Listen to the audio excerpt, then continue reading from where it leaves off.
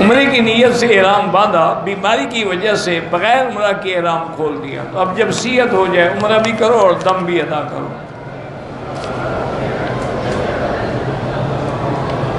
بہرحال عورت کو ایسا بیان نہیں کرنا چاہیے جو مرد سنیں، عورت عورتوں میں بیٹھ کے بیان کرے اور آواز بھی اتنی ہو جو عورتیں سنیں۔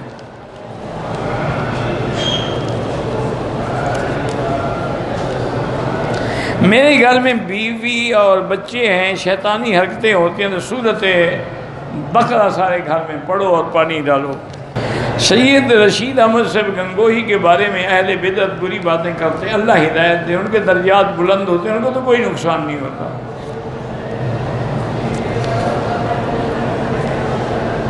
میں نے 2 سال پہلے عمرہ کیا تو حلق میں نے اپنا خود کیا تھا، کوئی حلق نہیں، جائز ہے۔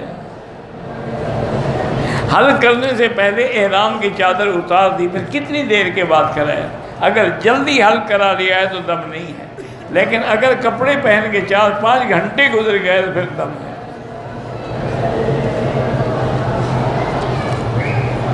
ہم نے ایک آدمی کو زمین کے کام میں 2.5 لاکھ روپے دیے ہیں، 6 مہینے کے بعد وہ 3 لاکھ دے گا، یہ ناجائز ہے۔ جو نفع ہو نفع لو، جو گھاٹا ہو گھاٹے میں بھی شریک بنو۔ یہ کیا ہے کہ 50,000 فکس ہو گیا۔ اگر کسی کو مردانہ کمزوری ہے اور اس کے پیشاب میں قطرے آتے ہیں، وہ استنجا ہی کافی ہے، وہ منی کے قطرے نہیں ہوتے، وہ مزی اور ودی ہوتی ہے۔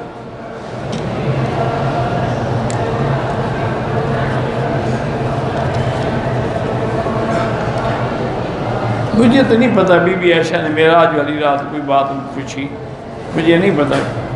ایک عورت نے پہلے دن عمرہ کیا، واجب طواف کی نماز معلوم نہ ہونے کی وجہ سے نہ پڑھ سکی، گھر جا کے بال کاٹ لیے، احرام کھول دیا۔